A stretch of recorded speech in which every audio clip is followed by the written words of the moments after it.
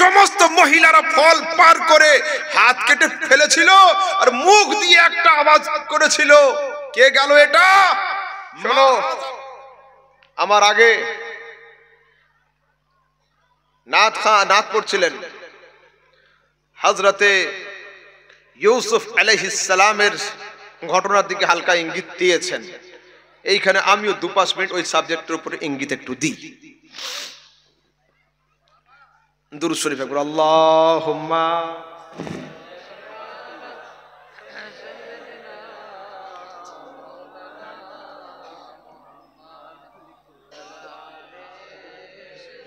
আমি চালিয়ে যাবো, অসুবিধা নেই, আপনি খবর করে দেন, রেডি হতে একটু সময় লাগবে। সাল্লাল্লাহু তাআলা আলাইহি ওয়াসাল্লাম। তো হযরতে ইউসুফ আলাইহিস সালাম মিশরের বাজারে বিক্রি হয়েছিলেন, পরে মিশরের বাদশাহ হয়েছিলেন, তাই তো? হযরতে জুলাইখা হযরত ইউসুফ আলাইহিস সালামের কাছে হতে চেয়েছিলেন।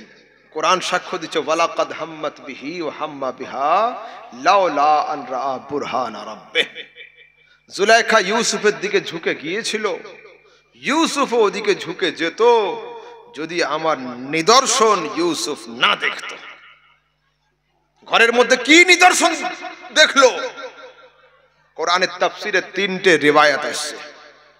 এক, হযরত জুলাইখা যখন হযরত ইউসুফের দিকে আগিয়েছিলেন তো আল্লাহ তাবারক ওয়া তাআলা ইউসুফ আর জুলাইখার মাঝখানে সেই কুয়োকে হাজির করে দিয়েছিলেন যে কুয়োর মধ্যে ইউসুফকে নিক্ষেপ করা হয়েছিল। আল্লাহ বলছেন, ইউসুফ স্মরণ করো সেই দিনকে যেই দিন আমি তোমাকে এই কুয়ো থেকে উঠিয়েছিলাম। ইউসুফ আলাইহিস সালাম দূরে।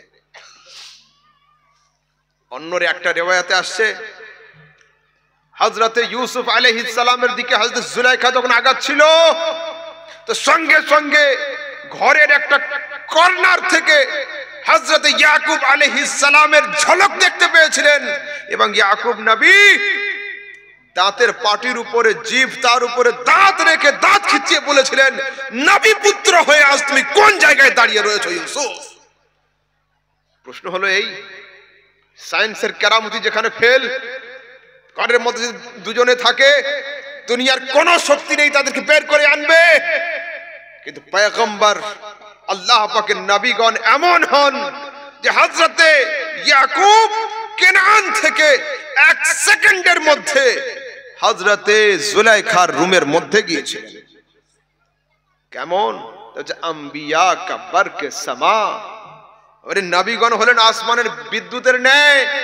বিদ্যুৎ যখন চমকায় 1 সেকেন্ডের জন্য পুরো এলাকাকে আলো করে দেয়, দ্বিতীয় সেকেন্ডে বিদ্যুতের কোনো খবর আর খুঁজে পাওয়া যায় না। আম্বিয়া বরকে সামা, ওরে আল্লাহ পাকের নবীগণ হলেন আসমানের বিদ্যুতের ন্যায়, মাঝে মধ্যে নবুয়তি ঝলক দিয়ে দুনিয়া দর্শন করে নেয়, পরের সেকেন্ডে খোদার খোদাইতে গিয়ে ইবাদতে মগ্ন হয়ে যায়, দুনিয়া কোনো খবর আর থাকে না। তো হযরত ইউসুফ আলাইহিস সালাম ঝটকা দিয়ে দৌড় আরম্ভ করেছেন দরওয়াজার দিকে। শীষ মহলের 70টা দরওয়াজা ছিল, প্রত্যেকটা দরওয়াজা লক ছিল, তালা দেওয়া ছিল। আল্লাহ পাক বলছেন, জিবরিল আরশ ছাড়ো, ফরশে যাও। মেহবুব ইউসুফ দৌড়াচ্ছেন, তার দরওয়াজার কাছে পৌঁছানোর আগে প্রত্যেকটা তালা খুলে জমিনে পড়ে যাওয়া আমার চাহিদা। তো হযরতে ইউসুফ আলাইহিস সালামের দৌড় শুরু হয়েছে, জিবরিল ফেরেশতা প্রত্যেকটা দরওয়াজাকে খুলে দিয়েছেন। পরে কিন্তু মামলা উল্টো হলো, কোর্টে হযরত ইউসুফ আলাইহিস সালামের উপরে কেস আসলো, বিচারকরা ফয়সালা করলো, রুমে তো কেউ ছিল না, মাত্র 2 জন, তো সত্য মিথ্যা জানবো কি করে? তা বললো দেখতে হবে, যদি জুব্বার সামনের অংশ ছেঁড়া থাকে তাহলে ইউসুফ আলাইহিস সালাম দোষী হবেন, আর যদি জুব্বার পিছনের দিকে ছেঁড়া থাকে ইউসুফ আলাইহিস সালাম নির্দোষ হবেন, জুলাইখা দোষী হবে। কেন? যদি কেউ সামনে আসতে চায় আর আপনি কাউকে দূরে সরাতে যান, ধরবেন কোথায়? এইখানে জামা ধরে ঠেলে দিবেন, তো ছিড়বে সামনের দিকে। আর যদি কেউ পালাতে চায়, আপনি ধরতে চান, হাত মারবেন কোথায়? পিঠের দিকে। তো যখন রাজ দরবারে হযরত ইউসুফকে আনা হয়েছিল, তো হযরত ইউসুফের জুব্বার পিছনের দিকটা ছেঁড়া ছিল। সঙ্গে সঙ্গে মিশরের বাদশা উঠে বলল, ইউসুফ আরিজান হাজা, এতে মুখ ফিরিয়ে নাও। মহিলা সম্পর্কে বলল, ইন্না কাইদাকুন্না আযীম, নিশ্চয়ই মেয়েদের চক্রান্ত হলো খুব সাংঘাতিক। কোরআন শোনাচ্ছি আমি। এবার ফয়সালা তো হলো, কিন্তু সেই দেশের বড় বড় সম্ভ্রান্ত ঘরের মহিলারা হযরত ইউসুফ আলাইহিস সালামের দিকে ধাবিত হওয়ার কারণে জুলাইখার দিকে আঙ্গুল ওঠালো। জুলাইখা, বাড়ির কাজের ছেলের দিকে তুমি ধাবিত হয়ে গেলে। তা হযরতে জুলাইখা ফয়সালা করলেন, জালওয়া কি জিনিস বোঝানো যায় না, দেখানো যায়। সবাইকে ফল সহ ছুরি সহ দাওয়াত করলেন আপন রাজপ্রাসাদে, লাইন করে বসিয়ে দিলেন।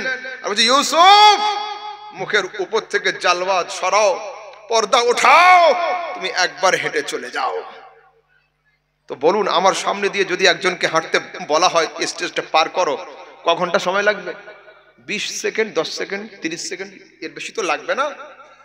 তো হযরত ইউসুফ আলাইহিস সালাম মুখের পর্দা সরিয়ে একবার হেঁটে চলে গিয়েছিলেন। কোরআন সাক্ষ্য দিচ্ছে, কাত্তানা আইদিয়াহুন্না, সমস্ত মহিলারা ফল পার করে হাত কেটে ফেলেছিল আর মুখ দিয়ে একটা আওয়াজ করেছিল, কে গেল এটা?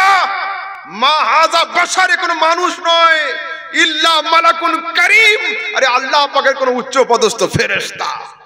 তো হযরত জুলাইখা রুম থেকে বের হয়ে বলছে, শোনো, ইউসুফের এক জালওয়া দেখে যদি তোমরা নিজেদের হাত কেটে ফেলো, ইউসুফের সব জালওয়া দেখে আমি আমার দিল কাটিয়ে ফেলেছি। কি অপরাধ করলাম? এই পর্যন্ত। কিন্তু আমার পয়েন্ট অন্য জায়গায়। মুস্তাফা করিমকে আমরা কেউ দেখেছি? পয়েন্ট শুনুন। মিশরের মেয়েদের হাত কাটলো কখন? ইউসুফ সামনে আসলো যখন। মিশরের মেয়েদের হাতে ছুরি চললো কখন? ইউসুফের মুখ থেকে পর্দা উঠেছিল যখন। যতক্ষণ ইউসুফ সামনে আসেনি ততক্ষণ কারোর হাত কাটেনি, ততক্ষণ কারো ছুরি চলেনি। কিন্তু আমি বলছি, আই মুস্তাফা, ইউসুফকে না দেখে দুনিয়ার কোনো মানুষ নিজেদের হাত কাটেনি, কিন্তু আল্লাহ পাক আমার নবীর চেহারা তো দূরের কথা, নবীর নামে এমন বরকত রেখেছেন। আই মুস্তাফা, তোমার দেখার দরকার নেই, তোমার নামেও দুনিয়ার মানুষ এখনো গর্দান দেওয়ার জন্য প্রস্তুত রয়েছে। আই মুস্তাফা, ये বদর তোমার জন্য, উহুদ তোমার জন্য, খায়বার তোমার জন্য, খান্দক তোমার জন্য, কারবালা তোমার জন্য। আর কিয়ামতের আগে যদি নতুন কারবালার প্রয়োজন হয়ে যায়, তোমার উম্মতিরা গর্দান দেওয়ার জন্য এখনো প্রস্তুত রয়েছে, এখনো প্রস্তুত রয়েছে। চলুন একটু আগের দিকে যাই। শায়ের লিখছেন, হুসনে ইউসুফ पे कटी मिस्र में अंगुश्त जना, तेरे नाम पे सर कटाते हैं मर्दाने अरब।